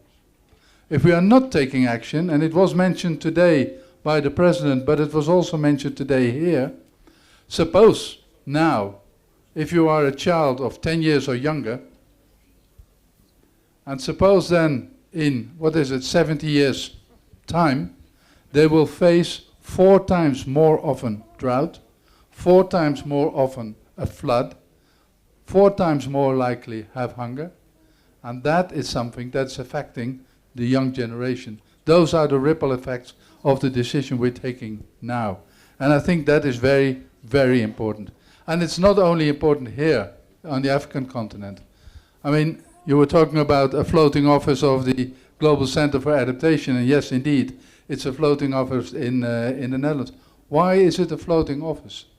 Because a large part of our country, about 1/3 of our country, is actually below sea level. And we see the sea levels rising. So it is a life-threatening climate change that is happening in the Netherlands. So what is it that we try to do? What is this relationship between adaptation and the youth? How can we make that more practical? Every country, every society, every group needs to find its own solutions. But just to tell you that in the Netherlands we have decided that whatever law is going to be passed by Parliament, it first needs to pass an assessment on the effects for the youth, to be determined by the youth. So that is a way to try to make it inclusive and that they are really part of decision-making processes. We have a lot of agendas. We try to engage with youth as much as possible, but it's not just engaging. It is for the youth to speak up and let them into the decision-making process, because the effects of that ripple into their future, and they are already an actor. So we must take them on board as an actor, and that's what we try to do. That's why we are supportive of a Global Center for Adaptation. Yes, we will be one of the countries financing that, big envelopes of 100 million. We will do that, and it's probably not going to be the last envelope, because it is so badly needed.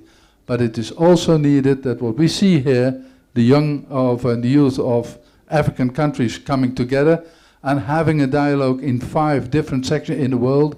The youth also needs to combine. They can learn from each other. And the problem here is an intergenerational problem. That's what is the title there.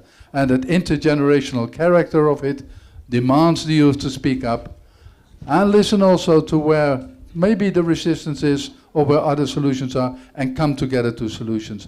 That is the big challenge. We need you. Thank you. Thank you very much, Excellency. And then Teresa, you are from here, from Kenya. You are part of the Green Army that are planting trees.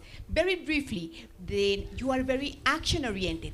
Tell us, what are you doing, and what is this initiative about planting trees across all Kenya?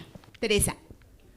Thank you so much, Adriana. My name is Teresia Karimi. I'm the head of Communication, Youth Empowerment and Development Foundation.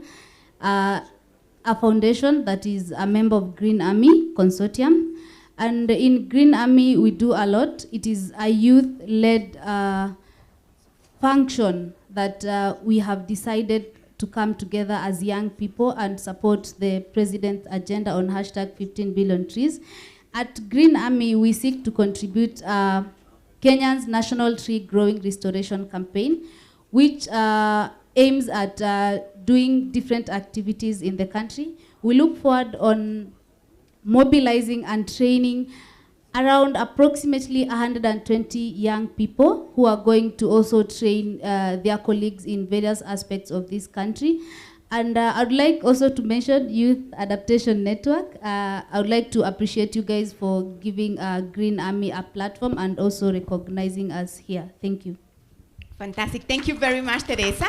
And then very briefly also, as we need to lead locally led adaptation solutions, I am also delighted to welcome another young speaker who is from Mukuru. And Mukuru, this morning there was a visit just to showcase what is happening underground and why youth really, and especially young women, can lead solutions. Please, a big applause for our representative. Thank you so much. My name is Peri Saleh, and I come from Mukuru. And Mukuru is now the largest informal settlement in Kenya. Before I start mentioning anything, maybe I can share my little story on climate adaptation in Mukuru. I live in a 10 by 10 iron sheet, and that's the setup of informal settlement. So whenever it's hot, you can imagine the heat that comes through the iron sheets. And whenever it's cold, again, at night, it's so cold, you freeze. And whenever it rains, the worst of all, floods all over. So talking about adaptation, we people of Mukuru, we are so resilient. When you hear rainy seasons coming, you start preparing by raising your household equipment, starting from the bed. You put on stones so that it can rise. When it rains, your bedding doesn't get soaked. And whenever it's so hot, women and babies are the ones who suffer the most. Babies cries all the day. And I can share a story of my friend. She had 2 daughters, 1.5 years. The baby kept on crying, the body swelling. She opted to go to the hospital. But they check up, everything, nothing is wrong with the babies. Only to realize is there too much heat in the house. So, issue of climate change also in informal settlement, we suffer a lot. And the best thing about now in Mukuru, we have a plan of how we can come up or how we can mitigate the issues of floods and too much heat. I'm here to represent my community of about 400,000 residents living there. And what I'm talking is what we've experienced. I'm 28 years old, so I've lived all my life up to now in that settlement. And community-led adaptation is so key. The community to be involved because we know our problem and we have the solution. So for me, I'll really urge as we continue with the climate change summit this week, represent us, tackle our issues there, because I know we cannot fit all in that room. Represent us, and we know you can feel our needs are smaller, but they're very urgent. And we will really, really appreciate if our plan could be helped and dealt with. And I know we can better ourselves from the heat and floods. Thank you. A big applause, because these are the realities, and it is why we are working together to transform these realities. Thank you very much. And Sad, you have been not only organizing with youth from all the countries in Africa, the regional consultations, you are also the organizer of the Youth Pavilion at COP. And the idea of this communique is also to be, don't finish here at the Africa Climate Summit, but as well at COP28. Sad, what are the challenges that young people are facing to really engage, to participate, to make a difference? Sad. Thank you, Adriana, and it's really a pleasure to have a space where we can address and reflect about our issues here as young people, especially when it comes to adaptation in this intergenerational dialogue. What's really important to note, and we've been learning this from the consultations we had with our African colleagues, is that we have struggles or issues with accessing platforms. So young people, as my colleague said earlier, they are doing action in the ground. So one of the challenges is they taking those actions, amplifying them, and sharing them on those spaces, and also giving the space to those young actors to translate their actions into policies by being there in the policy making table or discussion. So young people, they have the wisdom more or less from the local experience, but now being there in the decision making room is one of the challenges, and that was one of the issues that was raised. Another issue is the issue of capacity, and that was an urgent one, where young people were concerned about lack of data when it comes to local challenges, local best practices, and how can we orient whatever is going there and all the recommendations to the local circumstances. So relevant data in local languages is urgently needed, and so that means that investments by policymakers in research, innovation, which can be led by young people in the local level, is also something very crucial to engage those young people to find local solutions. Another issue that was also identified is the urge for also linking young people with each other, because as you know all, climate adaptation cannot be done from only one side. So we need people who are experts in IT, of STEM, or finance, on sociology. So young people being linked together and also being linked with stakeholders from different levels, both nationally and globally.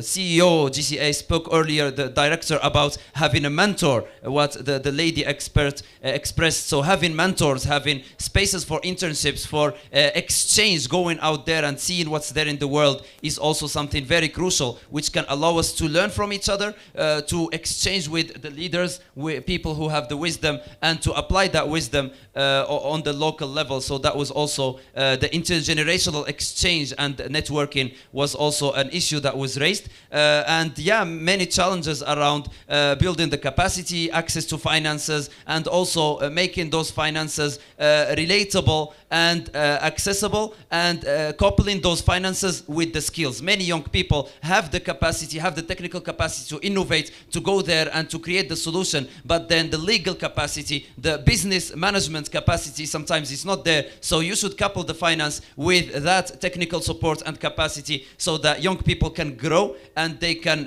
really implement and scale whatever impact they are doing on the local level. So maybe I'll pause it here, and of course the challenges and the solutions are endless, and you can all see them in the communique that we made. Thank you very much, and then it's an invitation to all of you to read the Youth for Adaptation communique. And it had been a very interesting panel with different points about capacity building, about the need also to work together and to give at the table to young people, about finance, about different elements. But I think that how we can close this panel, we will close with one of the global leaders that have inspired all of us, and it is an honor for me to invite Graça Michel, and I would like that you join me with a big applause. Even stronger, a bit stronger. She is the deputy chair of the elders, and it's an honor, madam, to have you here. Thank you for your hard work. Also, thank you to be here, the first day of the African Climate Summit, and to spend this afternoon with young people. Thank you very much. A big applause. Hello. Hi, young people. Well, it is really a privilege for me to have spent this afternoon learning. I have listened very, very carefully to all the discussions which took place from the first leaders who spoke, and now particularly with this panel. I represent an organization which was established by Nelson Mandela, and this organization is called the elders. And I'll be speaking on behalf of the elders. But I will also mention a few things which are related to institutions I personally established with women, and some of them are represented here. Let me begin by the following. We really salute the government of Kenya for having taken the initiative of organizing this summit. We all know, or if you don't know, I'll tell you, this is the first time an African country took the initiative to call all leaders, to call all stakeholders, to develop a position which is expected to be Africa's position on climate. And we have to recognize it takes vision, it takes courage, and it takes action. So the government of Kenya is to be saluted for this. This is first. The second, the organization of this summit took into account different stakeholders, and I'm going to be focusing on youth and women, although this is a youth issue, but I will explain myself why. It is extremely important that we have this space during days which you have the assembly, and now we are having this intergenerational dialogue. Women also did the same. But I think because Kenya has taken the initiative to mark a first approach to this issue of climate, but it has implication to all other aspects of development, I think we need to move further. Young people don't need to be shouting from the window and to say the leaders are going to listen.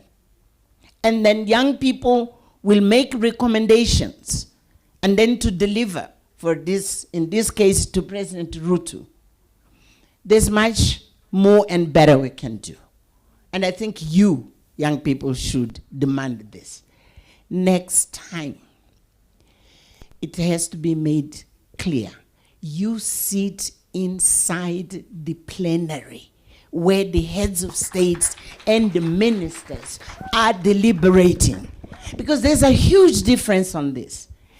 A difference is that you have all these discussions on your own at the side. And of course you are given then like 10 minutes to present your considerations. The wealth of the discussions which took place, they will not be taken into account because you have written in 6 pages. It's not going to continue like this. If we say young people are the majority of our population and women are 50% of our population, you have to demand. It has to be a mechanism which is established so that you have a rightful seat where the discussions are being made, where the decisions are being made, and not to come as an addendum to the main discussions. You hear me? You hear me? And that is a major, major, major, major difference.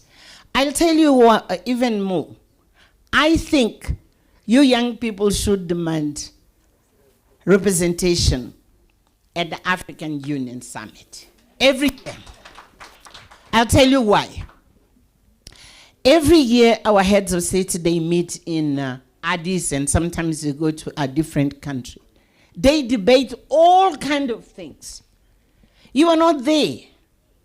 It is not a question of saying your voice has to be heard. No, you have to sit and shape policies. It's completely different.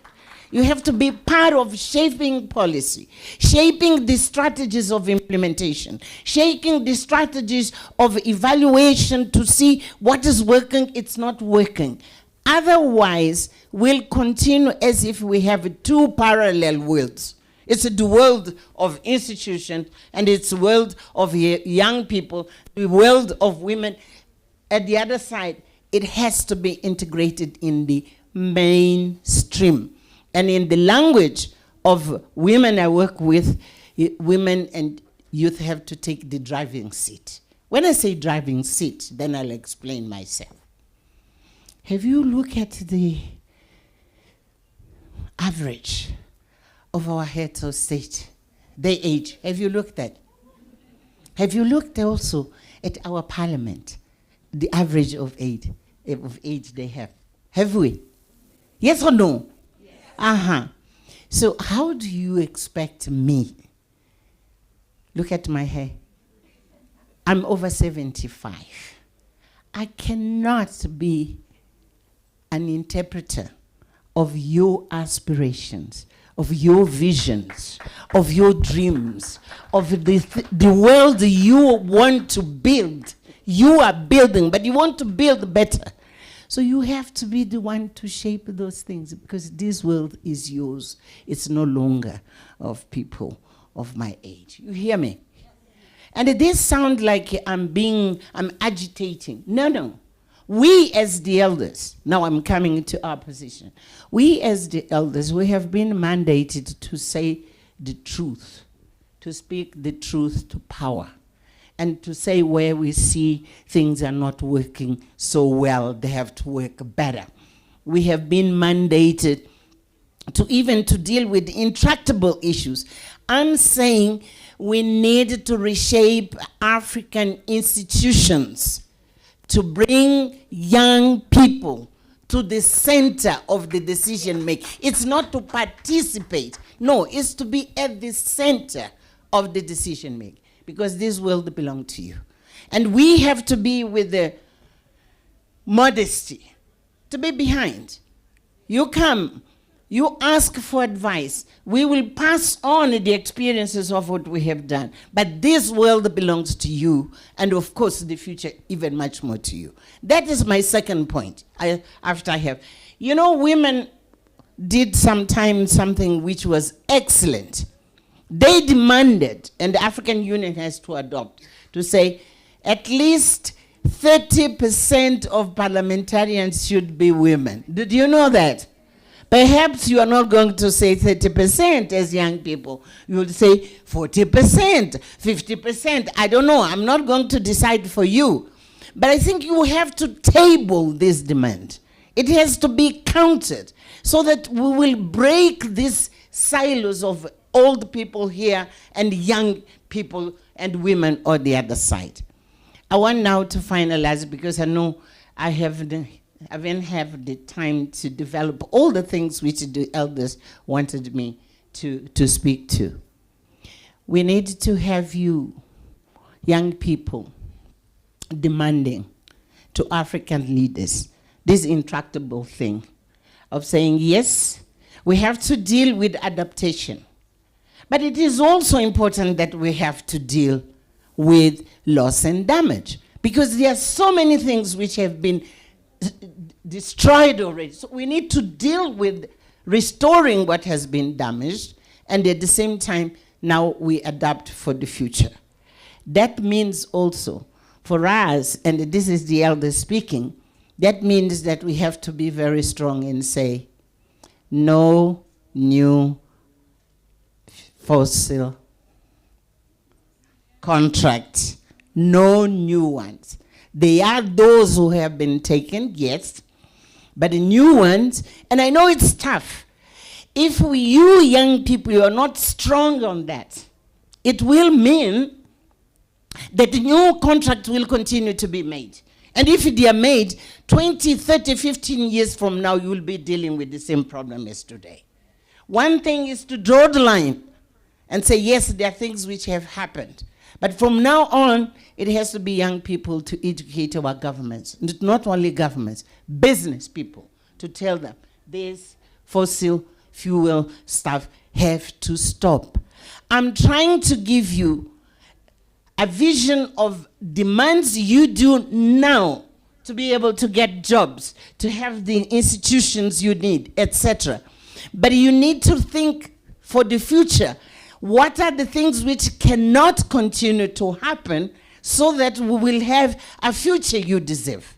And this is my appeal to you. It's not a very nice message to get across, but it's an important message, Because otherwise, as I'm saying, come 50 years from now, you'll be dealing with the same problem. And we will not be there. It is you to continue to deal with them.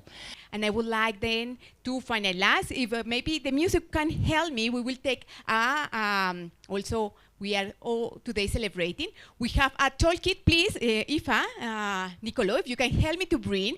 This toolkit is a toolkit that is available for all of you. It's available in English, French, and Arabic, has 8 modules, and it has been developed with the support of the governments of Norway, with NORA, and developed in partnership with CARE. This toolkit aims to provide just skills and knowledge for young people to become also trainers and train their communities about adaptation and climate resilience. I would like to invite you, please, if you can stand, and we will take a family photo just together with the toolkit. And thank you, Minister. Thank you, Minister, because this toolkit today is available for the world, and it has been also through your support. Thank you. Then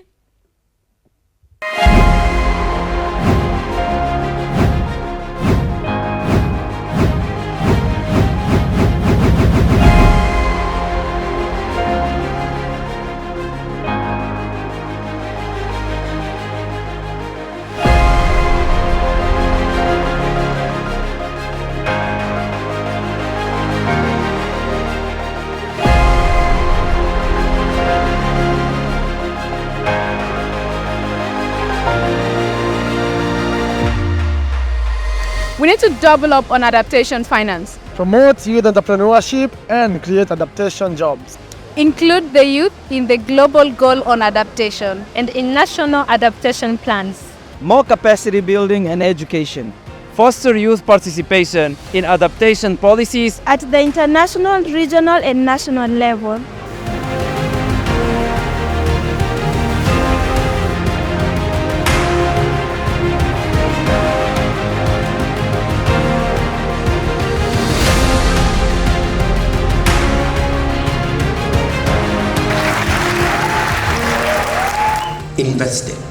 Investing in our shareholders. The largest shareholders of Africa is the young people. They are the people who have the greatest stake in our future.